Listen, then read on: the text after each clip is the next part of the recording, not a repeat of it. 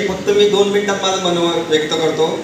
आदरणीय व्यासपीठ अध्यक्ष व संयोजक, आज शिक्षण हे गुण मिळवण्यासाठी नसून व्यक्तिमत्व आणि आपलं समाजात स्थान मिळवण्यासाठी असतं.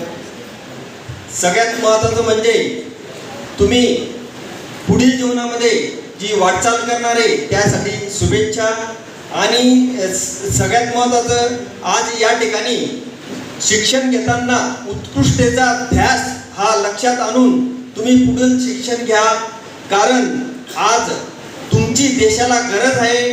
तुम्ही गुणवंत विद्यार्थी सगळे या ठिकाणी आज आलेले, तुमचं प्रोत्साहनपर पुरस्कार नाही तर तुमच्यावर जबाबदारीचा हे या ठिकाणी घडवणार आहे. आणि सगळ्यात महत्त्वाचं, आज या ठिकाणी एखादं ढग जे दाटून आलेलं असतं आणि त्याला कारण निमित्त असतं की ढगाला वातावरण लागतं की ते पाणी पडण्यासाठी, थंडी ते पडल्यानंतर जमिनीवर पडल्यानंतर जमीन सुपीक आणि उत्पन्न चांगलं येतं. असं आज आमचे आयोजक व संयोजक गणेश भाऊ हे यांनी या ठिकाणी दर्शवलंय. आज गुणवंत विद्यार्थी म्हणजे ढग आणि गणेश भाऊ म्हणजे कारण निमित्त. कारण आज तुम्ही गुणवंत विद्यार्थी हे देशाचं भवितव्य आज या ठिकाणी आहे.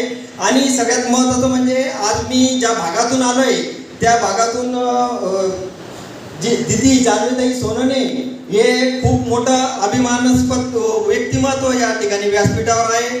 तुम्हाला भावी जीवनासाठी शुभेच्छा देऊन मला आज एवढ्या मोठ्या व्यासपीठावर बोलण्याची संधी दिली त्याबद्दल धन्यवाद. धन्यवाद सर. आणि यानंतर आपण उपस्थित मान्यवरांच्या हस्ते या ठिकाणी गुणवंत